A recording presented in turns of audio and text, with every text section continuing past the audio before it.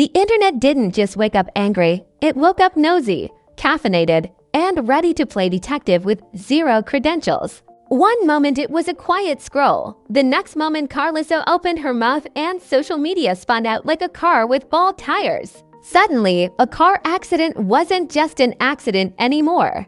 It became a mystery, a rumor buffet, and a scandal smoothie nobody ordered but everybody drank. The silence was loud, the timing was suspicious, and the comments section smelled blood. Karlissa didn't whisper. She didn't tiptoe. She didn't drop a soft PR statement wrapped in bubble wrap. She spoke, and when she did, the internet leaned forward like something illegal was about to be said. People stopped asking, "Is everyone okay?"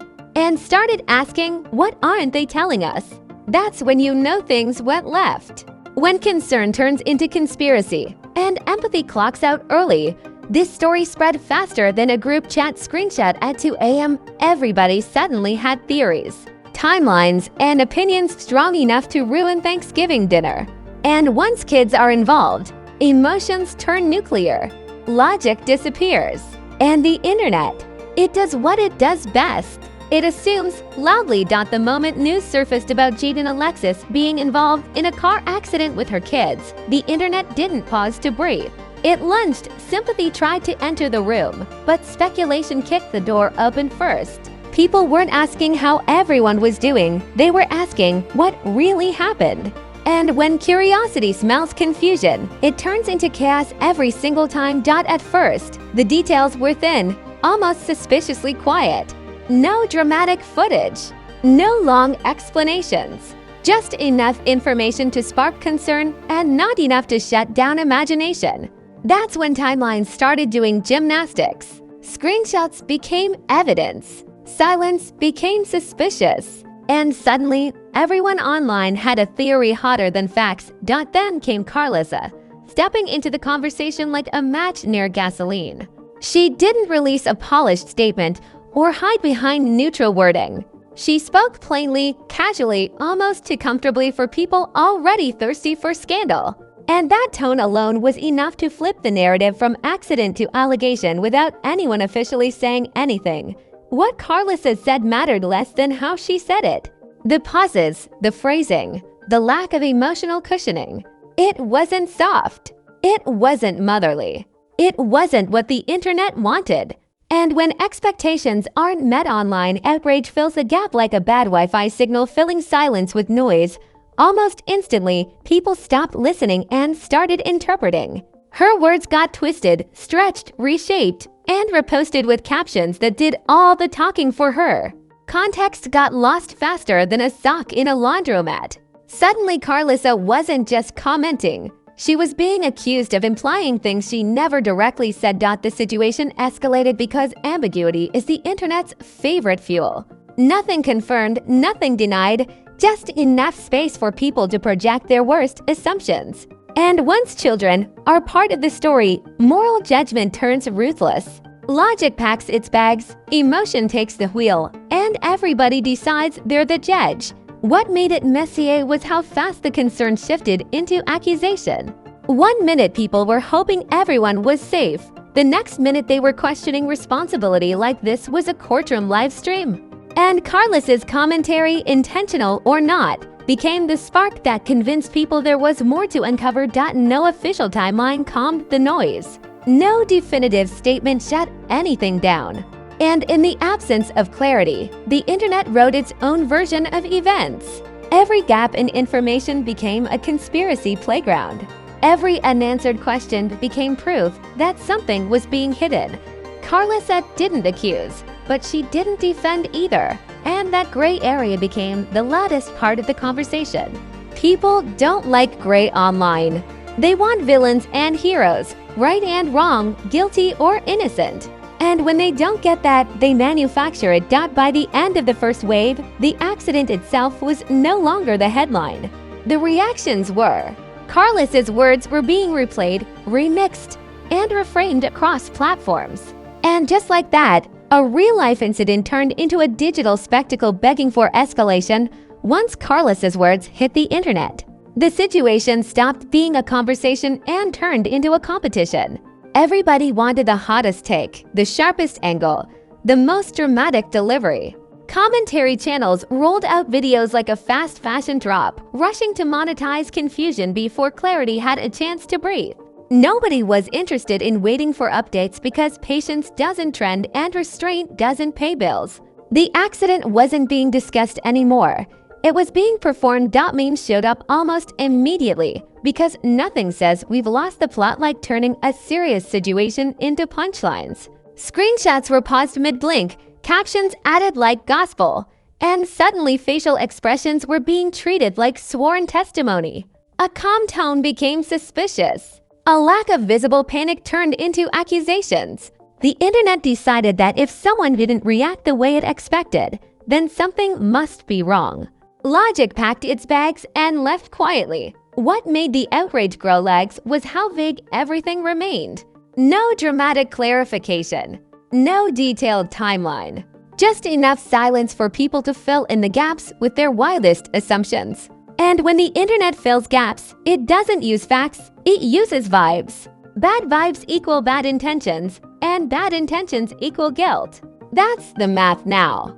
Complicated realities don't survive in a space built for snap judgments. Other online personalities started circling the situation like sharks who swear they're just swimming casually. Nobody named names, but everyone knew exactly who they were talking about. Cryptic captions flooded timelines, heavy with implication but light on responsibility. It was that classic move of pretending not to stir the pot while holding the spoon with both hands. And the audience ate it up like it was breaking news. Public outrage ballooned fast. But it wasn't organized or consistent. Some people demanded accountability for things that hadn't been proven. Others screamed about misinformation while spreading half-baked rumors themselves. Everyone claimed to care about the kids, but few cared enough to slow down and ask what was actually known. Concern became a costume people wore while throwing digital stones. Karlissa became the unexpected lightning rod in all of this. Not because she revealed a bombshell, but because she refused to package her words in comfort. Half the internet treated her like she exposed something forbidden. The other half blamed her for escalating a situation that was already fragile. Nuance was nowhere to be found. You were either cheering or dragging, and neutrality was treated like betrayal. Meanwhile, Jaidyn Alexis barely had to speak for the narrative to spiral further. The less she said, the louder people talked for her. Every past clip got resurfaced. Every old rumor got reheated like leftovers nobody asked for.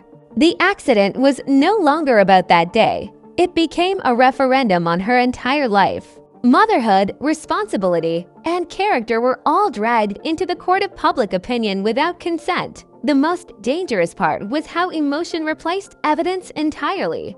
Once kids are involved, the internet stops listening and starts feeling. And feelings online are treated like facts carved in stone.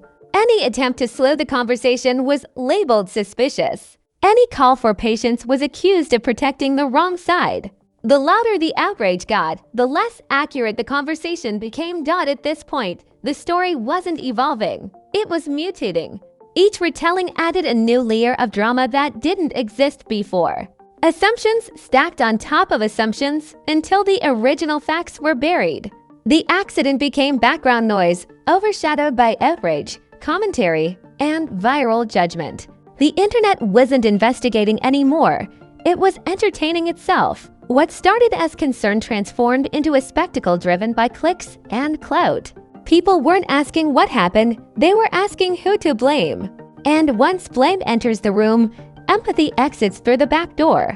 That shift marked the moment when this situation officially crossed from real life into viral chaos.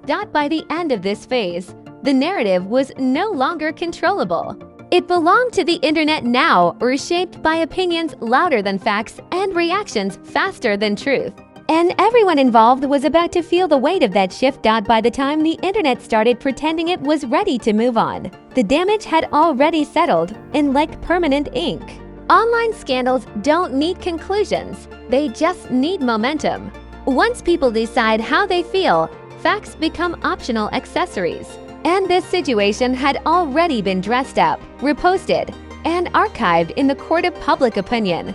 Karlissa's commentary continued to live a life of its own long after she stopped talking. Clips were replayed without context, captions rewritten to sound more dramatic, and tone analyzed like it was a psychological profile. People weren't responding to what she actually said anymore. They were reacting to the version of her they had created in their heads. And once the character is written, the internet refuses to edit. Jaidyn Alexis, meanwhile, became a headline instead of a person. The accident stopped being an incident and turned into a character judgment. Every decision she ever made was suddenly up for review. Motherhood became a debate stage, not a lived experience. And empathy got rationed based on how well she fit the narrative people wanted to believe. The ripple effects stretched further than most people noticed. Relationships around the situation felt the pressure instantly. Silence became suspicious. Support became conditional. Anyone who didn't speak was assumed to be hiding something, and anyone who did speak risked saying the wrong thing. When controversy hits this hard, it doesn't just touch the center. It pulls everyone nearby into the gravity. What lingered was the stain of assumption. Even without proof, the story left a residue that doesn't wash off easily. That's the internet's quiet power. It doesn't need confirmation to leave marks. It just needs repetition. And this story repeated itself across platforms, each time losing more nuance and gaining more judgment. As days passed, the outrage slowly cooled, but it never disappeared. It just transformed into quiet side-eyes, saved screenshots, and remember when energy. Because online, nothing ever fully ends. It waits, it bookmarks itself. It stays ready for the next moment to resurface when attention shifts back. Karlissa didn't walk away untouched either. Speaking up, even indirectly, came with consequences she couldn't control. Some people praised her for being real in a space obsessed with filters. Others blamed her for pouring fuel on a fire that didn't need help burning. And once the internet assigns you a role, it doesn't care if you agree with it or not. What's unsettling is how quickly real life gets flattened into content. An accident involving kids should have stayed grounded in care and concern. Instead, it became commentary, monetization, and moral grandstanding. The seriousness got diluted by sarcasm, and the humanity got lost between uploads. The aftermath wasn't loud, it was heavy. A quiet shift in perception can be more damaging than a public blow-up. People remembered the controversy more than the context. That's how reputations change without official statements or confirmed facts. The internet doesn't need certainty. It just needs a story that feels true enough. Even those who tried to stay neutral weren't spared. Watching silently became a statement. Not engaging became suspicious. In online culture, participation is expected, and refusal to perform outrage is treated like complicity. The pressure to pick a side turned a personal situation into a communal spectacle. At the core of it all was a reminder nobody likes to admit. The internet doesn't reward patience, accuracy, or restraint. It rewards speed, emotion, and outrage. And this situation checked every box needed to go viral without ever reaching clarity. What people will remember isn't the official outcome or the actual facts. They'll remember how it felt while it was unfolding. The tension, the theories, the outrage. That emotional imprint lasts longer than truth ever does in digital spaces. And that's the real aftermath. Not the accident itself, but how quickly it became something else entirely. A reminder that in viral culture, reality is fragile, silence is dangerous, and speaking can be just as risky. Because once the internet decides a story matters, it doesn't wait for permission. It tells it anyway, louder than the people living it ever could. If you're still here, then congratulations. You didn't just watch a video, you survived a full internet meltdown with your sanity mostly intact. Now don't sit there like a silent juror pretending you don't have an opinion. You know you do. Smash that like button like it personally fueled the comment section with bad takes. Hit subscribe like you're securing your front row seat to the next viral implosion. This is the part where you drop your thoughts below, because this story didn't end, it just stopped trending. Was Karlissa wrong for speaking, or was the internet wrong for hearing what it wanted to hear? Did concern turn into chaos, or was chaos waiting for an excuse? I want theories, hot takes, and respectful shade. Because the comment section is where the real investigation happened, share this video with that one friend who claims they hate drama but somehow knows every detail before you do. You know exactly who I'm talking about. Let them catch up, because missing a chapter in internet chaos is how misinformation spreads. And don't get comfortable, because stories like this don't disappear, they reload. New angles, new reactions, and fresh controversies are always around the corner. If you blink, you'll miss it. And nobody likes being the last one in the group chat asking, wait, what happened? This channel isn't here to sell perfection. It's here to expose how messy fame really is when real life collides with public opinion. No filters, no rehearsed apologies. Just the uncomfortable truth about what happens when the internet decides it knows better. So stay locked in, stay skeptical, and stay ready. Because in this space, silence gets questioned, speaking gets punished, and drama never needs permission. This is Fame Flaws, where the spotlight reveals everything.